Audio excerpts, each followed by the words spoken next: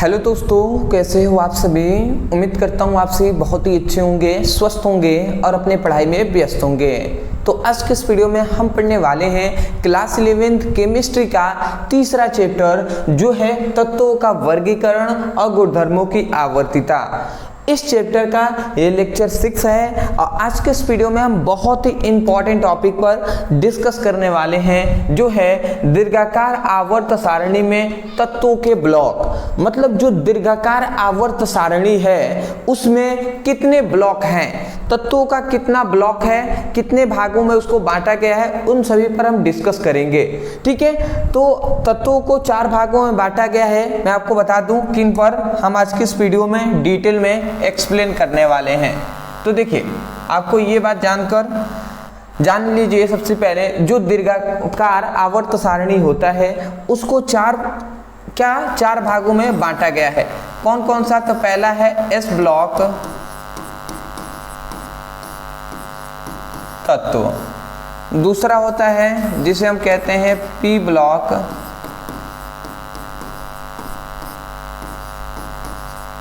तत्व, तीसरा होता है डी ब्लॉक तत्व और अंतिम हमारा जो होता है चौथा जो है एफ ब्लॉक तत्व। तो ये हमारे 4 ब्लॉक है। 4 ब्लॉक जो दीर्घाकार आवर्त सारणी है उसे 4 भागों में बांटा गया है। इन्हीं सभी पर हम डिटेल में एक्सप्लेन करेंगे। सब कुछ यहाँ पे लिखा गया है। जैसे एफ ब्लॉक तत्व है, ये सभी क्या है इस पर हम डिस्कस करेंगे। फिर से हम जो हमारा क्या है पी ब्लॉक तत्व है इसको हम जानेंगे। फिर से हम डी ब्लॉक के बारे में पूरी तरीके से डिटेल में एक्सप्लेन करेंगे और अंत में हम देख लेंगे एफ ब्लॉक तत्व। तो आज का ये वीडियो थोड़ा सा लंबा हो सकता है बट मैं पूरी तरीके से कोशिश करूंगा कि आपको डिटेल में एक एक पॉइंट समझ में आए। तो चलिए अब हम समझने पर फोकस करते हैं। तो अब हमें सबसे पहली बात ये जानना है कि S block, P block, D block और एफ ब्लॉक होते क्या हैं, क्या क्या इनका मतलब क्या, कौन से आवर्त सारणी में किसे हम एस ब्लॉक कहेंगे, किसे डी ब्लॉक कहेंगे, उसके बारे में हम जान लेते हैं। उसको जानने के लिए सबसे पहली बात तो आपको थोड़ा आवर्त सारणी, जो दीर्घाकार आवर्त सारणी है उसको मैं थोड़ा सा यहाँ पे इसको ला देता हूँ, उसके बाद मैं आपको बताता हूँ।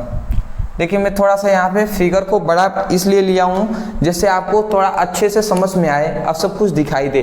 तो मैं आशा करता हूँ आपको थोड़ा बहुत तो दिखाई दे ही रहा होगा। देखिए, यहाँ पे इस ब्लॉक किसे कहते हैं, आपको इतनी बात पता है कि ये हमारा आवर्त सारणी है। ठीक है, दीर्घाकार आवर्त सारणी है। इसमें दीर्घाकार आवर्त सारणी में जो आवर्तों की संख्या होती है, क्या हमने कहा, दीर्घाकार आवर्त सारणी में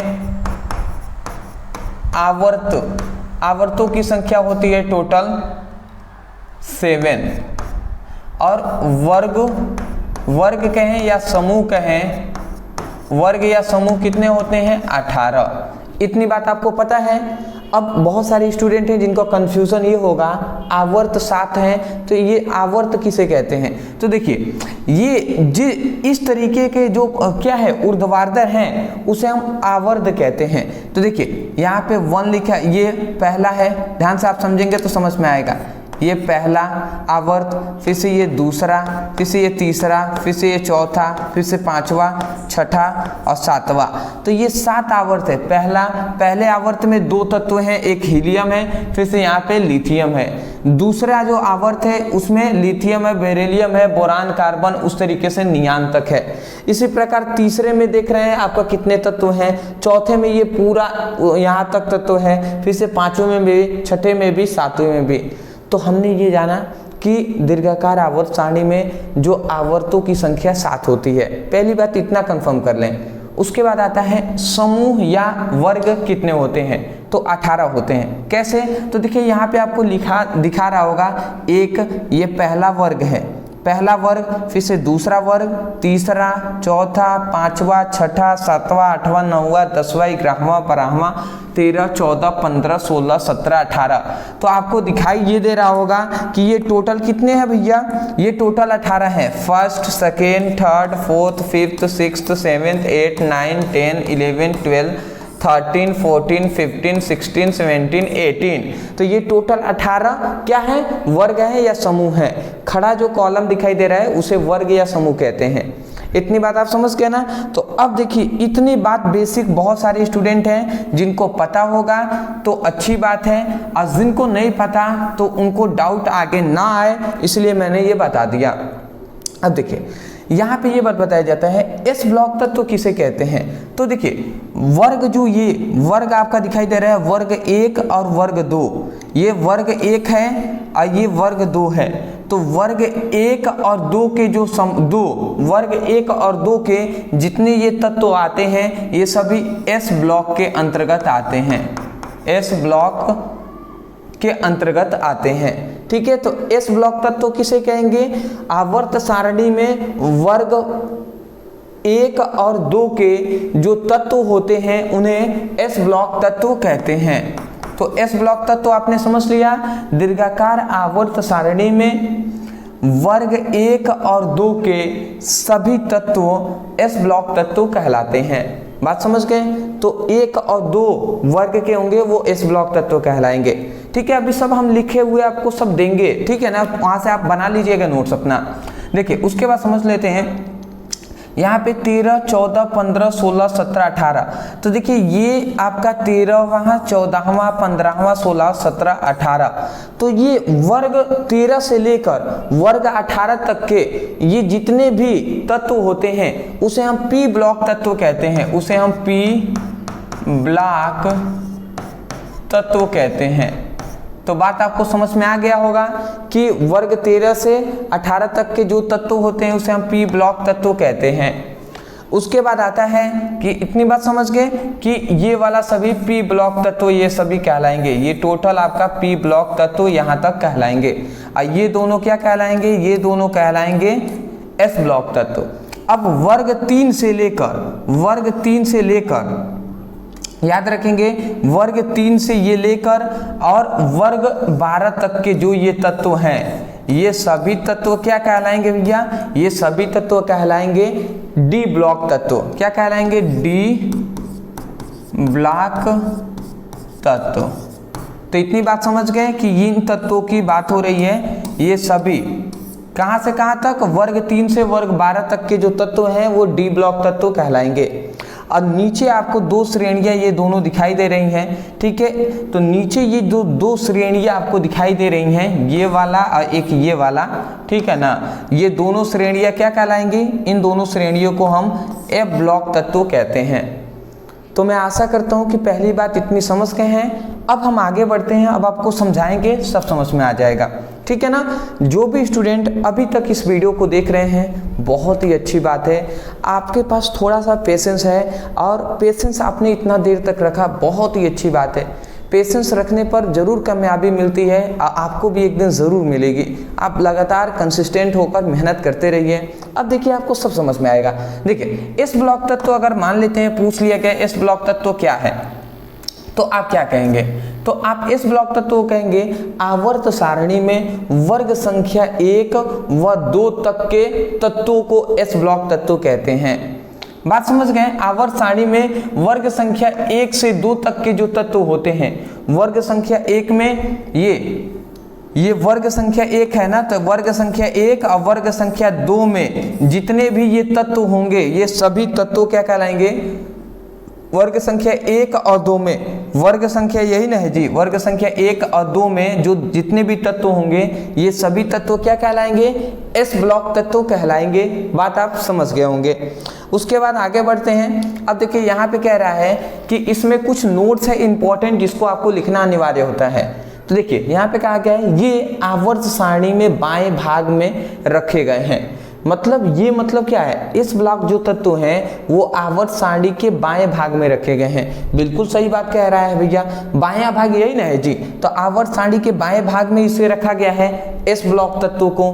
बिल्कुल ये बात सही है। दूसरा पॉइंट इसमें बताया गया कि इनका अंतिम इलेक्ट्रॉन NS में प्रवेश करता है। NS का मतलब क्या है, देखिए यहाँ पर N क्या है, कक्षकों की संख्या है, S क्या है, S है उपकोष। ठीक है ना। तो मैं आपको बता दूं जैसे कि N क्या है, मान लेते हैं ये क्या है, नाभिक है। अनाभिक है ये पहला कक्षा, दूसरा, तीसरा, चौथा, पांचवा, तो ये 5 कक्षाएं हैं, है ना।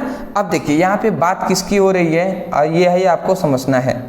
देखिए ये 5 कक्षाएं हैं, तो ये मान लेते हैं अंतिम, ये कोई मान लेते हैं परमाणु है, इसका ये अंतिम कक्षा है, तो अंतिम कक्षा को हम n से दर्शाते हैं। और अंतिम से एक पहली वाली ये जो कक्षा है इसको हम कैसे n-1 से दर्शाएंगे। और इससे एक और पहले वाली को क्या किससे हम दर्शाएंगे, n-2 से। इससे पहले वाली को किससे दर्शाएंगे, n-3 से। बात समझ में आ रहा होगा ना। मान लेते हैं हमें नहीं पता है कि कितनी संख्या है, हम ऐसे देख लिए तो अंतिम हमने कह दिया n है, तो एक इससे पहले आने वाले के लिए हम क्या करेंगे, n जितना भी होगा, मान लेते 5 है तो 5 में से 1 घटाएंगे तभी तो 4 आएगा ना। तो आपको पता चल गया कक्षकों की संख्या अंतिम को n से दर्शाएंगे, n से पहले वाले को n-1, उससे पहले वाले को n-2 से दर्शाएंगे, इस प्रकार होता है। तो इनका अंतिम इलेक्ट्रॉन किसमें, n मतलब अंतिम कक्षा के s उपकोष में प्रवेश करता है, इसकी कहने का मतलब यही है। अब ये अंतिम कक्षा के s उपकोष क्या होता है, पूरी तरीके से डिटेल में आप बेसिक टू हाई पढ़े होते तो आपको समझ में आता। अब मैं आशा करता हूँ जो पढ़े होंगे उनको समझ में आ रहा होगा। अगला कहा जा रहा है कि इनकी बाहरी कक्षक जो n कक्षा है वो अपूर्ण होती है। अभी ना हमने बताया जी कि ये मान लेते हैं ये 5 कक्षाएं हैं, इस कक्षा को n कहते हैं, तो n कक्षा क्या है, अपूर्ण होती है। देखिए इनका अंतिम इलेक्ट्रॉन s उपकोष में प्रवेश करता है, ns। तो देखिए मान लेते हैं s जो उपकोष है इसमें कितने ऑर्बिटल होते हैं, 1 ऑर्बिटल होता है। अब 1 ऑर्बिटल में कितने इलेक्ट्रॉन भरे जा सकते हैं, अधिक से अधिक 2। बट इसमें अपूर्ण होने का मतलब क्या है कि इसमें 1 ही इलेक्ट्रॉन होगा, 2 नहीं होंगे। इसीलिए तो कह रहा है ना कि इनकी बाहरी कक्षक जो n कक्षक है वो अपूर्ण होता है। बात समझ रहे हैं ना, अपूर्ण का मतलब वो पूरी तरीके से भरा हुआ नहीं होगा। अगला कहा जा रहा है इसीलिए इन्हें सामान्य तत्व भी कहते हैं, इसीलिए ये पूरी तरीके से भरे हुए नहीं है, इसलिए इन्हें सामान्य तत्व कहते हैं। अगला कहा जा रहा है कि इनका इलेक्ट्रॉनिक विन्यास ns 1 से 2 होता है। ये टाइपिंग में इस तरीके से आप लिख लेंगे कॉपी में, ऊपर ये 1 to 2 लिखेंगे, 1 से 2। इसका मतलब क्या है कि n क्या है, कक्षकों की संख्या है, जो यहाँ पे n अंतिम कक्षक है, अंतिम कक्षक है। उसके बाद s में 1 to 2 का मतलब क्या है कि s जो कक्षक है उसमें या तो आप 1 इलेक्ट्रॉन को भरेंगे या 2 इलेक्ट्रॉन को, उससे ज़्यादा नहीं भरा जा सकता।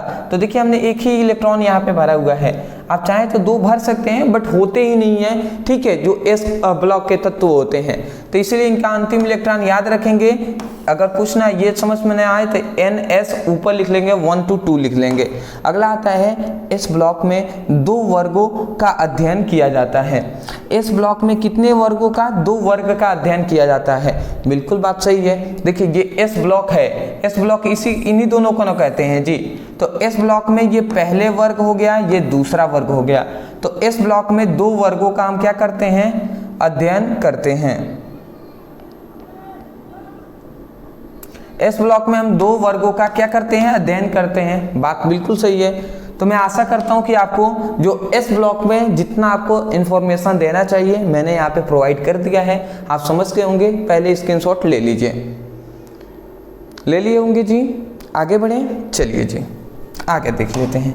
ऐसे ही एक एक करके हम समझते हुए चलेंगे। और कुछ स्टूडेंट ऐसे होंगे जिनको थोड़ा सा कम समझ में आ रहा होगा, उनके लिए मेरा एक सजेशन है।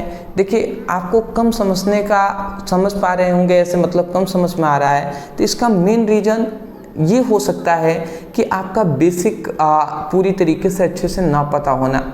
तो बेसिक ना पता होगा तो इसके लिए आप क्या कर सकते हैं, आप कर सकते हैं कि बेसिक टू हाई, अभी आपके पास समय है तो क्लास 11 का बेसिक टू हाई पढ़ाई कीजिए। डिस्क्रिप्शन बॉक्स में लिंक है, आप वहां से जाकर क्लिक करके पढ़ाई कीजिए, तब आपको और भी डिटेल तरीके से समझ में आएगा। समझ रहे हैं ना। तो सभी कुछ हमने डिस्क्रिप्शन बॉक्स में लिंक वो प्रोवाइड कर दिया है। अब आता है पी ब्लॉक तत्व किसे कहते हैं। तो कह रहा है कि आवर्त सारणी में वर्ग संख्या 13 से 13 व 18 तक के तत्वों को पी ब्लॉक तत्व कहते हैं। आवर्त सारणी में वर्ग संख्या, आवर्त सारणी यही ना है जी, तो आवर्त संख्या आवर्त सारणी में वर्ग संख्या 13 से लेकर 18 तक के तत्वों को, ये सभी जो तत्व हैं आपको दिखाई दे रहे हैं, इन सभी तत्वों को हम क्या कहते हैं? इन सभी तत्वों को ही हम पी ब्लॉक तत्व कहते हैं। अब वही बात यहाँ पे हो ही गया, पी ब्लॉक तत्व आवर्त सारणी में वर्ग संख्या 13 से 18 तक के तत्वों को पी ब्लॉक तत्व कहते हैं। बात समझ गए होंगे। अब देखिए इसमें कुछ इंपॉर्टेंट पॉइंट्स हैं, वो आप याद रखेंगे।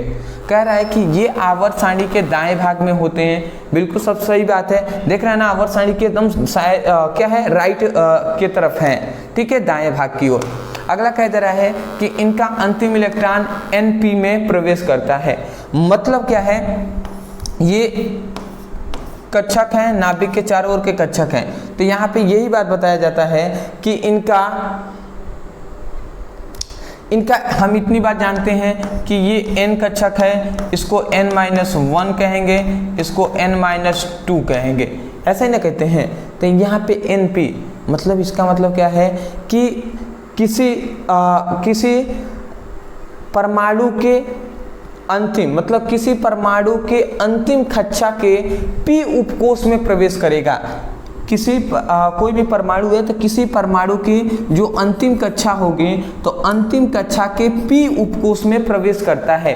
कौन? इलेक्ट्रॉन, ठीक है। तो यही बात यहाँ पे कहा गया। अगला कहा जा रहा है कि इनकी बाहरी कक्षा n कक्षा, जो बाहरी n कक्षा है वो क्या होती है? अपूर्ण होती है। P में भी, मतलब S ब्लॉक में भी अपूर्ण होती है और P ब्लॉक में भी अपूर्ण होती है। अगला कहा जा रहा है इसलिए इन्हें सामान्य तत्व कहते हैं, इसलिए इन्हें भी सामान्य तत्व ही कहते हैं, और S ब्लॉक के जो तत्व हैं उन्हें भी सामान्य तत्व ही कहा जाता है। अगला कहा जा रहा है कि इनका इलेक्ट्रॉनिक विन्यास Np 1 से 6 तक होता है। यहाँ पे 1 to 2 लिखा गया है ना, 2 नहीं होगा, यहाँ पे 1 to 6 हो जाएगा। ये थोड़ा सा आप सुधार लीजिएगा, 1 to 6 हो जाएगा। मैं यहाँ पे लिख दे रहा हूँ, टाइपिंग मिस्टेक है। Np 1 से लेकर 6 तक, तो ये हो जाएगा। इसलिए इनका इलेक्ट्रॉनिक विन्यास Np 1 से 6 तक होगा। 1 से 6 का मतलब क्या है? हम जानते हैं P जो उपकोष है उसमें ऑर्बिटल कितने होते हैं? उसमें कक्षक होते हैं 3। तो हम जानते हैं कि यहाँ पे 1 से 3 का मतलब क्या है कि कम से कम हम 1 इलेक्ट्रॉन भर सकते हैं और अधिक से अधिक 6 इलेक्ट्रॉन भर सकते हैं। देख रहे हैं, 1 2 3 4 5 6 इलेक्ट्रॉन हो गए। तो अधिक से अधिक 6 इलेक्ट्रॉन, कम से कम 1 इलेक्ट्रॉन भर सकते हैं, उनके बीच में भी भर सकते हैं, इसलिए 1 से लेकर 6 तक ऊपर लिख दिया गया है।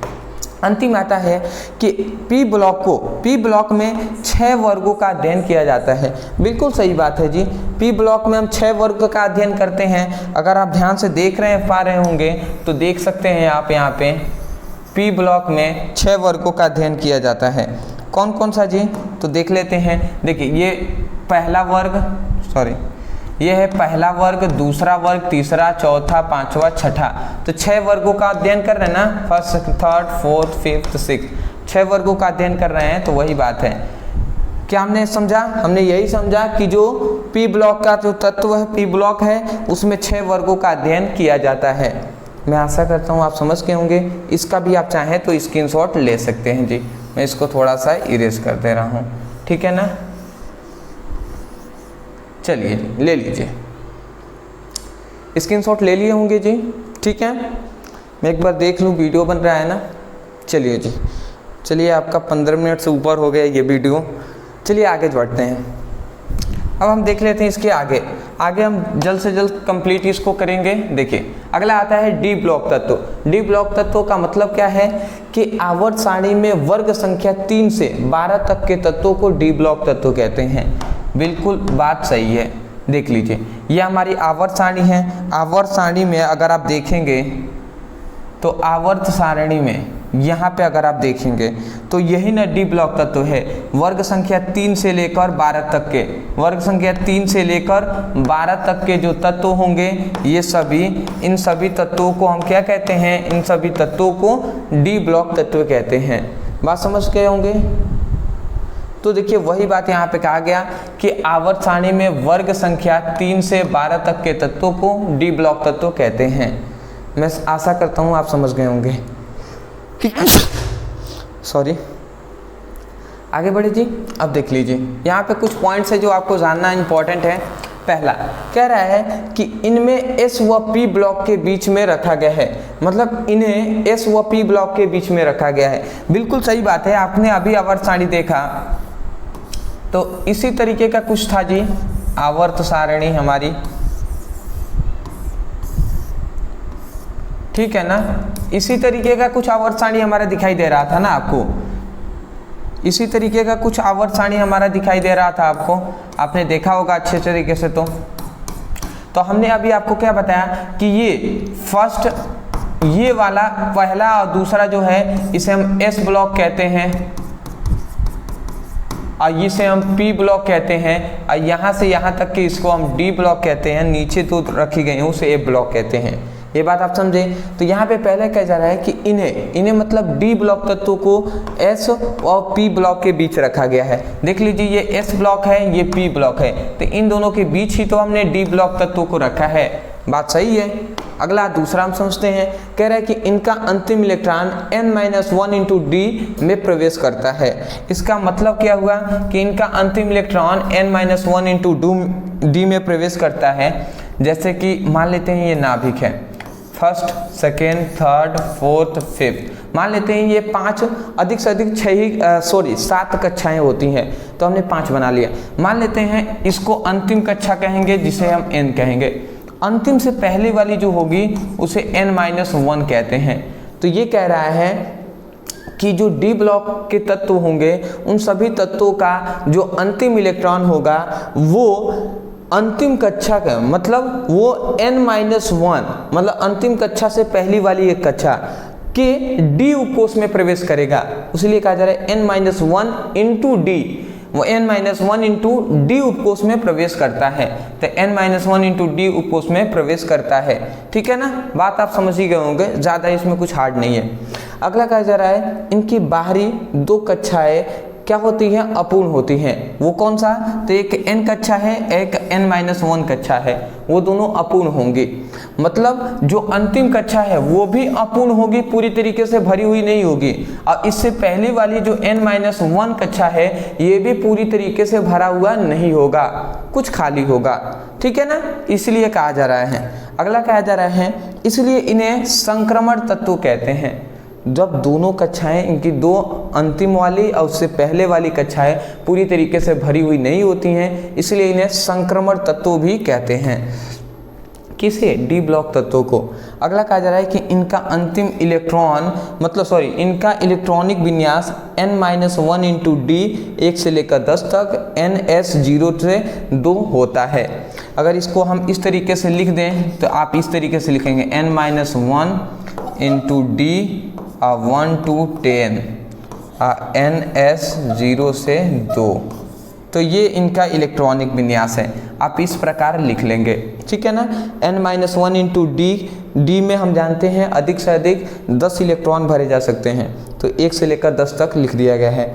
ns 0 से लेकर 2 तक, तो हम जानते हैं जो s उपकोष है उसमें अधिक से अधिक 2 इलेक्ट्रॉन भरे जा सकते हैं, तो इसलिए 0 से 2 तक 0 भी रहेगा, कुछ भी इसमें नहीं हो सकता है, या 1 इलेक्ट्रॉन होगा या 2 भी हो सकता है, परंतु 2 नहीं होगा। क्यों नहीं होगा, क्योंकि कहा जा रहा है कि इनमें n और n-1 कक्षा अपूर्ण होती है, तो हो ही नहीं पाएगी, इसलिए आप इसको लिख लेंगे। अंतिम हमारा कहता है डी ब्लॉक में 10 वर्गों का अध्ययन किया जाता है। बिल्कुल बात सही है। वर्ग संख्या 3 से लेकर 12 तक के तत्वों के बीच का जो भी तत्व होता है वो सभी क्या होते हैं, उन सभी को डी ब्लॉक तत्व कहते हैं। तो 3 से आप जोड़ लीजिए, 3 हो गया, 3, 4, 5, 6, 7, 8, 9, 10, 11, 12, आप जोड़ेंगे तो भैया आ जाए कितना, 10 वर्ग, ठीक है ना। तो इसको बताने की ज़रूरत है नहीं। आप चलिए स्क्रीनशॉट पहले ले लीजिए, ले लिए होंगे बड़े जी। चलिए, तो मैं आशा करता हूँ कि आपको सब कुछ समझ में आ रहा होगा। देखिए इसी तरीके से हम आगे भी समझ लेंगे, थोड़ा सा पेशेंस बनाए रखिएगा, और कुछ देर की बात है, ठीक है ना। और पढ़ाई से कभी भी परेशान नहीं होना है, या नहीं कहा जाता है कि बेचैनी टाइप का, या अदरवाइज मैं यही कहूँगा कि बिल्कुल भी आपको निराश नहीं होना है। आप मन लगा कर पढ़ाई कीजिए, आपको सफलता ज़रूर मिलेगी। आज मेहनत कर लीजिए, आगे चल के आपको बहुत ज़्यादा आराम भी मिलेगा और एक अच्छी लाइफ आप जिएंगे अगर आप मेहनत से अभी आप पढ़ लेते हैं तो, ठीक है ना। ऐसा नहीं है कि पढ़ने से ही सब होता है, बट पढ़ना एक मूलभूत आवश्यकताएं हैं किसी भी चीज़ को जानने या समझने के लिए। शायद अभी आपको ये बातें समझ में आ रही होंगी तो अच्छी बात है, हो सकता है नहीं भी समझ में आ रही होंगी, बट मुझे पूरी तरीके से विश्वास है एक दिन ज़रूर समझ में आएगा। और मैं यही चाहता हूँ ना कि अभी आपको समझ में आ जाए, क्योंकि बाद में जो चीज़ें समझ में आएंगी ना, उस समय पर आप उस हालात पे नहीं होंगे जब आप समझ पाएँ और उसे सुधार सकें। तो मैं चाहता हूँ अभी आप ये सब कुछ जान लें और पढ़ाई पे फोकस करें, ठीक है ना। अगला यहाँ पे कहा जा रहा है एफ ब्लॉक तत्व। एफ ब्लॉक तत्व में हमने बताया कि आवर्त सारणी के नीचे आपको दो श्रेणियाँ इस तरीके से दिखाई दे रही होंगी, तो इन दोनों श्रेणियों को ही हम एफ ब्लॉक तत्व कहते हैं। परंतु ये दो श्रेणियाँ कहाँ से आई हैं, तो जो ये दो श्रेणियाँ कहाँ से आई हैं मैं पहले आपको बता दूं। तो देखिए, ये जो हमारी आवर्त सारणी दिखाई दे रही है, मैं आपको थोड़ा सा डिटेल में एक्सप्लेन करना यहाँ पे चाहूँगा, क्योंकि यहाँ पे कंफ्यूजन हो सकता है। देखिए, ये दो श्रेणियाँ आपको दिखाई दे रही हैं, ये कहाँ से आई हैं। तो ये जो हमारा तीसरा वर्ग है, तो तीसरे वर्ग से, ये जो तीसरा वर्ग से और छठे और सातवें, तीसरे वर्ग से और छठे और सातवें आवर्त से 14 तत्वों को उठाकर नीचे दो श्रेणियों में ये रखा गया है। और इसी को हम क्या कहते हैं, इसी को हम कहते हैं एफ ब्लॉक तत्व। देख रहे हैं ना, यहाँ पे खाली तत्वों की संख्या यहाँ पे है, यहाँ पे कुछ भी नहीं है। तो इन्हीं दोनों जगह से 14 तत्वों को उठाकर, दोनों में से 14 को और यहाँ पे नीचे रख दिया गया है। मैं आशा करता हूँ आप समझ के होंगे।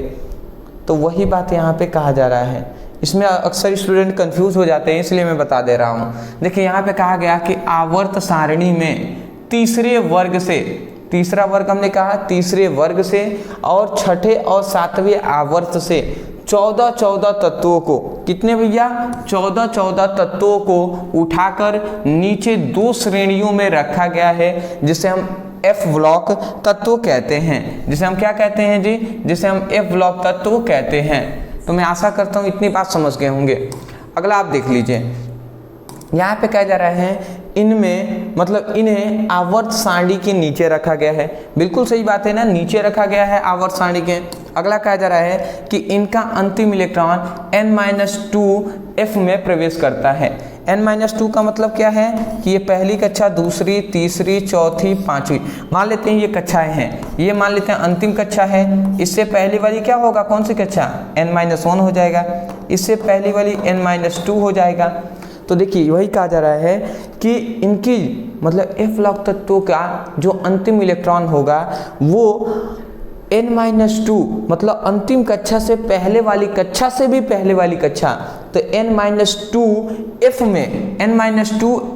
में प्रवेश करता है। n-2 f में प्रवेश करता है, मतलब n-2 के f उपकोष में प्रवेश करता है। मैं आशा करता हूँ आप समझ गए होंगे। ज़्यादा ना समझ में आया ना तो मैं यही कहूँगा याद कर लीजिए, ठीक है ना, क्योंकि बेसिक पढ़ने का आप कहेंगे टाइम नहीं है, तो मैं यही कहूँगा तब कोई रास्ता नहीं है, याद कीजिए। क्या दिक्कत है भैया, सॉरी थोड़ा सा सर्दी हो गया है, कोई नहीं जी। देखिए, अगला कहा जाए, इसलिए इन्हें अंतः संक्रमण तत्व, ये याद रखेंगे, इसलिए इन्हें अंतः संक्रमण तत्व कहते हैं। किसे, ए ब्लॉक तत्वों को। और इसीलिए हम इन्हें दुर्लभ मृदा तत्व भी कहते हैं। इसीलिए इन्हें दुर्लभ मृदा तत्व भी कहा जाता है। या तो अंतः संक्रमण तत्व कहें, या दुर्लभ मृदा तत्व कहें, या एफ ब्लॉक तत्व कहें, दोनों बात, तीनों बात एक ही है। अब आप सोच रहे होंगे दुर्लभ मृदा तत्व क्यों कहा गया, तो इसलिए इन्हें कहा गया। देखिए, दुर्बल मतलब क्या होता है, दुर्लभ मतलब होता है कमजोर या न मिलने वाला, ठीक है, कमी। और ये मृदा मतलब होता है मिट्टी और तत्व, मतलब जमीन के अंदर जो तत्व हमें नहीं मिलते हैं या बहुत ही कम मात्रा में मिलते हैं, उन्हें ही हम दुर्लभ मृदा तत्व कहते हैं।